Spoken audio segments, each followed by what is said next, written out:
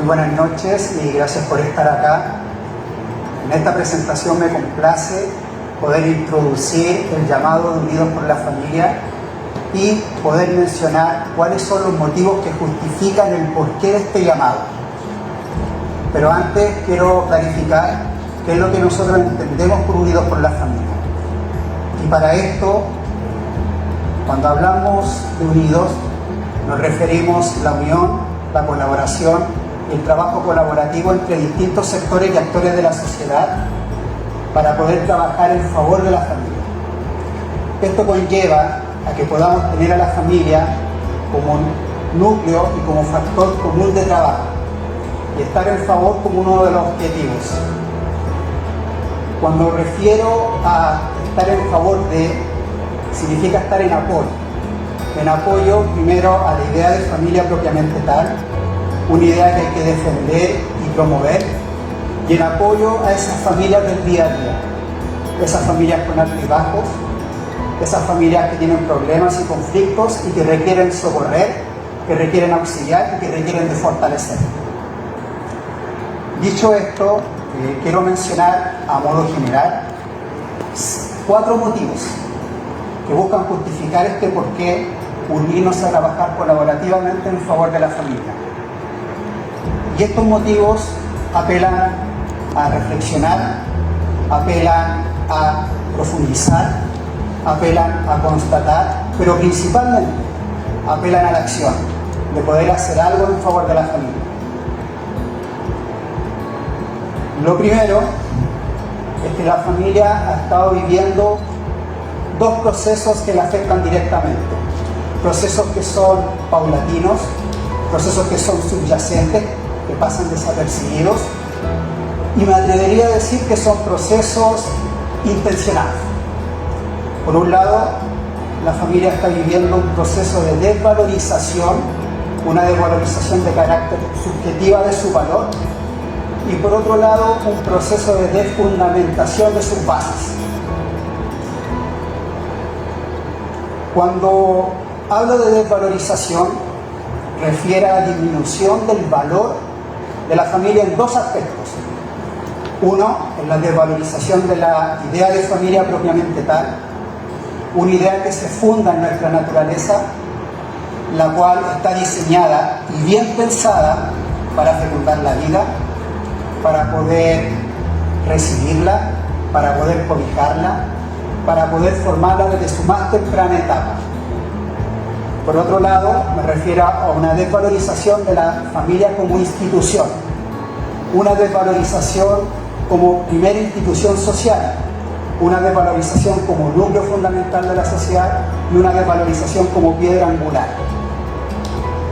Esta desvalorización de la familia, ya sea como idea propiamente tal y como institución, se debe a que las personas o la sociedad tienen, por diversos factores que inciden, una percepción y una valorización negativa de la familia. Es decir, se habla mal de la familia, se habla mal de la maternidad, se habla mal de la paternidad, se habla mal de tener hijos, y también se da cuando se le resta importancia y interés. Es decir, no hay interés de querer formar familia y no hay interés de poder saber las razones del por qué formar una familia, para qué. Estos procesos conllevan a que se disminuya el fomento y el incentivo de poder formar familia. Por otro lado, el proceso de desfundamentación de sus bases refiere socavar lo que funda, es decir, lo que origina, constituye y sostiene una familia. Cuando hablo de socavar, hablo de poder socavar los cimientos que sostienen una estructura. Entonces, cuando yo socavo los cimientos, esas estructuras van a tender a derrumbarse. Y ese proceso de socavación se da, por un lado, cuando se debilitan los elementos constitutivos que fundamentan una familia. Y cuando hablo de elementos constitutivos, hablo de las creencias, de los principios, de los valores, de las costumbres, todo lo que es propio de la cultura y la tradición familiar. Este proceso se da inicio cuando se pone en cuestionamiento tales elementos. Por ejemplo, una creencia se altera, por ejemplo, este elemento de su orden natural y se contrapone con otra creencia, por ejemplo, antagonizándola una creencia con otra, conflictuándola hasta que pueda lograrse un desgaste y un debilitamiento de tal creencia. Y cuando tenemos un debilitamiento de tal elemento constitutivo, viene un proceso de deconstrucción. Una deconstrucción de los contenidos de tales elementos constitutivos. Por ejemplo, de una creencia. Los contenidos que sostienen una creencia, de lo que fundamentan una creencia. Una deconstrucción que conlleva a vaciarla. ¿Para qué? Para poder volver a llenarla prácticamente en base a lo que uno puede estimar conveniente. Por ejemplo, hoy en día nosotros podemos ver que la palabra padre o madre ha sido deconstruida, ha sido vaciada para poder llenarla, por ejemplo, para mencionar progenitor 1 y progenitor 2, con un nuevo lenguaje. Es lo mismo que pasa con mujeres embarazadas, se deconstruye, se vacía para poder ahora hablar de personas gestantes. Un nuevo lenguaje bajo la suposición de que el lenguaje construye realidades. Estos procesos, tanto de desvalorización y fundamentación, tienen un objetivo bien claro, que es abolir a la familia, es decir, eliminarla, ya sea como idea y como institución. Caso ejemplo de mi país, que quiero mucho, Chile, en la propuesta constituyente de 2021, que fue rechazada, la propuesta de constitución había sido eliminada la familia como núcleo fundamental de la sociedad porque se había desvalorizado y se le había restado importancia, se había debilitado la familia como núcleo y se le había restado esa importancia como institución social. Otro caso ejemplar, ya no se protegía la vida del que está por nacer, porque ya se había cambiado la creencia de que la vida humana comienza desde el momento de la concepción. Entonces, como no estaba esa creencia, entonces se saca la protección.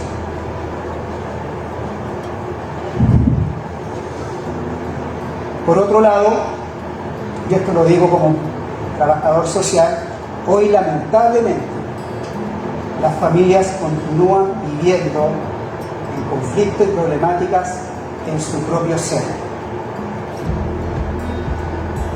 Nosotros ya mencionamos anteriormente, la familia ya estaba pasando por un proceso de desfundamentación y desvalorización desde sus bases, y a esto se le suma episodios de violencia en todo sentido, se le suma episodios de maltrato, de abuso, de adicciones, ya sea de drogadicción, de alcoholismo, de negligencia, todo dentro del interior de la familia. Y estos hechos generan consecuencias sociales, generan los problemas sociales que tienen una relación directa con los problemas familiares. Entonces nosotros no podemos esperar que los problemas sociales cesen si no cesan todavía los problemas en la familia. ¿Por qué? Porque hay una relación directa. Estos hechos también hacen que la familia se debilite, se fragmente y caiga en un estado, en una situación de disfuncionalidad y vulnerabilidad. ¿Qué quiere decir eso? Que cae en una situación que queda expuesta a diversos factores de riesgo de su entorno social. Entonces, si nosotros queremos solucionar los problemas, tanto sociales como familiares, nosotros tenemos que abordar los problemas de raíz. Y abordar los problemas de raíz implica poder trabajar desde los fundamentos. El siguiente motivo trata del contexto de batalla cultural. Y en este contexto la familia enfrenta dos cosas. Por un lado, ya tenemos una familia desfundamentada, desvalorizada, en situación de vulnerabilidad por los problemas que tiene en su propio seno. Y esto implica que la familia está expuesta a diversos factores de riesgo. En este contexto son de carácter ideológico, mediático y cultural. Por ejemplo, todos los contenidos que se están difundiendo hoy en día en los medios de comunicación, en las series, en las películas, en la música. Y estos factores lo que hacen es, aparte de incidir, es poder acelerar los procesos de desfundamentación y desvalorización de la familia. Y esto conlleva también agudizar los problemas que ya la familia tiene en su propio interior. ¿Por qué? Porque ya la familia, como dijimos anteriormente, los problemas para poder tratarlos tenemos que trabajarlos desde sus fundamentos, desde sus bases. Entonces no podemos sostener una idea que busca socavar sus bases. Entonces por eso este contexto lo que hace es agudizar los problemas que la familia ya tiene hoy, es decir, no le hace ningún favor a la familia en la situación actual en que está. Por otro lado, la familia enfrenta otra cosa, que es tornarse en un objeto de lucha y en una piedra de tope. Y para esto, nosotros tenemos que situarnos en este contexto, y cuando hablo de situarnos, nosotros tenemos que saber ubicarnos. Y para poder saber ubicarnos, nosotros tenemos que comprender este contexto. Y para comprender, nosotros utilizamos el marco teórico, el caso de Agustín Laje, un libro muy bueno en relación a la batalla cultural, y vamos a tomar algunas ideas principales. Primero, una idea central es que la cultura es un factor de poder. ¿Qué significa que la cultura sea un factor de poder? La cultura tiene estos elementos constitutivos, que son las creencias, los principios, los valores, que tienen la capacidad de poder permear y penetrar la mente humana, poder moldearla y poder dirigir su conducta en sociedad. Esta capacidad responde a una premisa fundamental que dice que el hombre hace la cultura y la cultura hace al hombre. Es una premisa bien fundamental que hay que profundizar. Pero tomando esta idea central de que la cultura es un factor de poder a través de estos elementos constitutivos, la finalidad que tiene el contexto de batalla cultural es poder dominar esos elementos constitutivos a través de los medios que lo propician. Por ejemplo, las iglesias, las universidades, los medios de comunicación. Y para poder lograr este dominio, se necesita disputar los contenidos de tales elementos y a la vez apropiarse de dichos medios. Esta disputa conlleva a que hayan personas que quieran conservar esos contenidos, ya sea por su valor, por su significado, y hayan quienes quieran cambiarlos y modificarlos a través de un proceso de desfundamentación y desvalorización que ya está en curso. Ahora, ¿cuál es la importancia y la finalidad que tiene modificar estos contenidos? Por ejemplo, los contenidos de una creencia. La finalidad que tiene es poder cambiar los lentes con los cuales nosotros vemos la realidad. Es decir, poder cambiar la forma de ver, de poder estar e interactuar con la realidad. Lo que se genera con esto es un cambio de paradigma que tiene como base un cambio de mentalidad. Dicho cambio de mentalidad conlleva un cambio de conducta, y ese cambio de conducta lleva un cambio de cultura. Ese cambio cultural conlleva un cambio de estructura, de sistema, y por ende se genera un cambio profundo social. Ahora uno puede ver que va desde cambiando los elementos constitutivos, su contenido, generamos este cambio mental y puede ir en escalada, que inclusive un cambio cultural puede llevar a generar un cambio civilizatorio e inclusive un nuevo orden. O sea, estamos viendo que ese pequeño cambio es a gran escala y de gran magnitud, y que eso es lo que en este caso expone Agustín Laje en su libro, en términos de características de magnitud, porque no se está poniendo en juego un partido de fútbol, sino se está poniendo en juego, por ejemplo, una civilización. Ahora, ¿cuál es el medio y la institución por excelencia para poder transmitir estos elementos constitutivos y poder edificar una cultura desde sus bases? La familia. La familia en base a su función, tanto socializadora como formativa. Es por eso que la familia se reconoce como la primera institución social, porque tiene la capacidad no tan solo de poder fecundar la vida, sino también formarla desde su más temprana etapa. Y en esa formación es donde surgen los futuros ciudadanos. Y por eso, en base a esa importancia como institución, prácticamente, estratégicamente, por eso dije intencional, busca minimizar ese valor como institución. Ahora, siguiendo esto, si nosotros vemos que dominar la cultura implica dominar los elementos constitutivos de una cultura, las creencias, los principios y los valores, eso implica, por supuesto, modificar los contenidos de tales elementos, y esa modificación implica una disputa.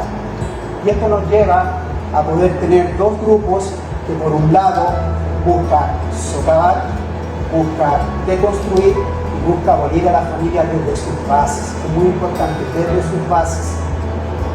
Y por el otro lado, hay grupos, estamos incluidos, que buscan promover, fortalecer y defender a la familia desde sus bases, porque queremos conservar esos contenidos no por capricho, sino porque tienen significado y son valiosos para la vida humana, para la sociedad y para la paz.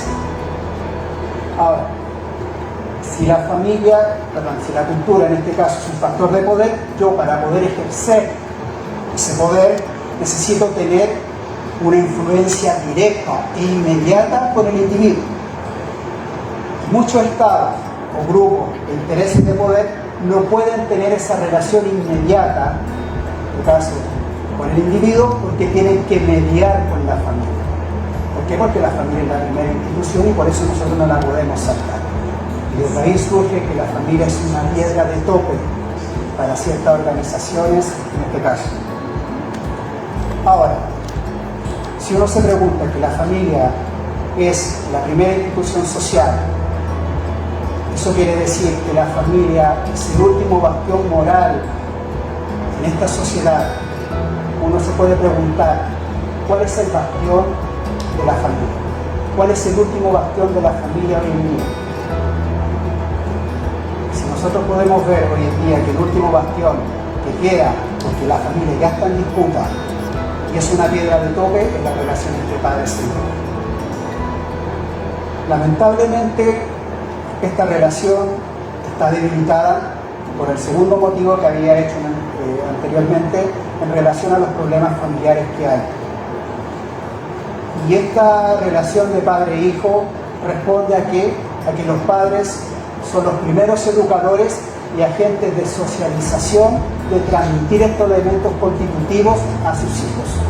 Es decir, son los padres quienes transmiten las creencias, los principios y los valores, y son los hijos quienes reciben y responden a esa transmisión. Desde ahí surge la interiorización de todos estos elementos constitutivos y ahí se construye la cultura a nivel familiar. Ahora, en esa relación de dar y recibir, lamentablemente está siendo irrumpida, y yo para poder irrumpir esa relación, yo necesito cortar el flujo de dar y recibir, ese flujo que permite transmitir y interiorizar todos estos elementos constitutivos. Que lo que hago primero es cortar la acción de dar. Si yo corto la acción de dar, nuestro hijo no está en la posición de poder recibir y responder. Y eso es lo que está pasando hoy en día, a través de cortar este flujo de dar, es lo que se está luchando por la patria potestad. Por eso hoy en día se lucha de poder prácticamente ser parte de todos los procesos formativos y educativos de nuestros hijos, que no seamos excluidos en ese tal proceso fundamental de formación.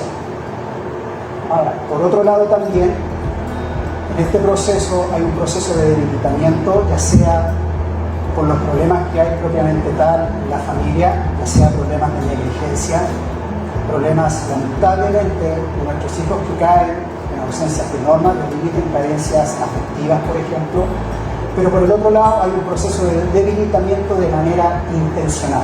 Es lo mismo que pasa en el proceso de desfundamentación de este bastión, hay que socavar. Y para eso lo que nosotros prácticamente tenemos que hacer es poder reforzar esta relación de padre e hijo. ¿Por qué? Porque lo que se está haciendo hoy en día es poder poner en conflicto y en cuestionamiento esta relación. Se cuestiona en primera instancia los padres, se cuestiona la autoridad, y cuando se cuestiona toda esa relación de los padres en términos de autoridad, de transmisión, se minimiza en este caso su valor y por ende se exalta el valor en este caso de los hijos, extrapolando la categoría de sujetos de derecho en autonomía progresiva. Cuando yo hago esto, lo que estoy haciendo es alterar un orden natural en la relación. Y cuando yo altero ese orden, lo que estoy haciendo ahí es poner en antagonía, en este caso, la relación entre padre e hijo, a que pueda caer en conflicto, para que ese conflicto empiece a generar un desgaste y por ende un debilitamiento. Ahora, ¿qué es lo que pasa cuando se rompe y se debilita esta relación? Por supuesto, los hijos no quedan en una posición receptiva frente a sus padres, sino quedan en una posición receptiva frente a la sociedad y al Estado. Y por el otro lado, cuando se corta esta relación, no hay traspaso de una generación a otra en estos elementos constitutivos. ¿Qué hacemos ante esta situación? Primero, si nosotros vimos que la familia está viviendo un proceso de desvalorización de su valor, tanto como idea como institución, nosotros tenemos que hacer en este caso lo contrario a la valoración negativa que hay, es decir, poder exaltar su valor positivamente. Cuando uno, en este caso, exalta lo positivo, lo negativo va a tender a disminuir. Si yo hablo bien de la familia, converso de la familia, de lo lindo que es formar familia en este caso, que lo lindo es poder tener una relación con tus hijos, con tus padres, lo lindo que se puede generar en el seno familiar, lo que va a lograr eso es minimizar esa valoración negativa que hay en relación a la familia, y eso va a tender a despertar ¿qué? El interés. Y eso cuando despierta el interés va a poder despertar el interés y el deseo de querer formar familia y poder saber cuáles son los motivos y las razones del por qué formarla. Lo otro es poder fortalecer la base de la familia, reforzando los contenidos, por ejemplo, de nuestras creencias. Por eso es muy importante cómo nosotros estamos argumentando la creencia de la familia en este caso, la importancia y el valor que tiene, qué se basa, pero no tan solo quedarnos solamente con el contenido, sino también con lo práctico, porque lo que nosotros buscamos en esta base fundacional es poder no tan solo creer, sino también poder consolidar este fundamento. Por otro lado, es poder abordar los problemas de raíz que se originan en el propio individuo. Hoy en día hay un problema de naturaleza humana, podemos ver que hay problemas de crisis de valores, de identidad y de sentido. Entonces nosotros podemos trabajar fuertemente en poder abordar esos problemas, abordando prácticamente los problemas que se figuran en el propio individuo. Por otro lado, poder hacer un llamado a informarse y formarse de este contexto de batalla cultural. Tenemos muchos referentes acá que están dando contenidos para poder tomarlos, para poder formarnos sobre todo esto, porque es muy importante tanto la información como la formación en estos temas. ¿Por qué? Porque somos los padres quienes tenemos que estar guiando después posteriormente a nuestros hijos. Y, por supuesto, en este caso, poder asociarse. Y por último, poder fortalecer la relación entre padres e hijos, poder fortalecer el vínculo afectivo, de poder mejorar la comunicación, de poder prácticamente hacer que esta relación no se debilite, sino que se fortalezca. Una cosa, el contexto de batalla cultural no se gana fuera, sino se gana en nuestra propia familia, edificando la cultura en nuestra propia familia, y esa es la primera batalla que nosotros tenemos que dar, de poder ganar en nuestra propia familia, edificando y consolidando una cultura sólida basada en principios y valores. Y para concluir, bueno, con estos motivos que mencioné anteriormente a modo general, es porque hacemos el llamado de poder unirnos con la familia para poder promoverla, incentivar ese valor de manera positiva, de poder defenderla, tanto en idea como en institución, poder prácticamente estar promoviéndola y fortaleciéndola en todo lo que había dicho anteriormente. Y una cosa, nosotros prácticamente en todo esto no podemos olvidar algo, porque si nosotros queremos fortalecer estas bases, ¿qué mejor? Yo que he podido estar trabajando por muchos años con familias de alta vulnerabilidad, cada vez más me estoy convenciendo que lo mejor que podemos hacer es poner a Dios como centro de nuestra vida y como centro de la familia. Así que muchas gracias por su atención.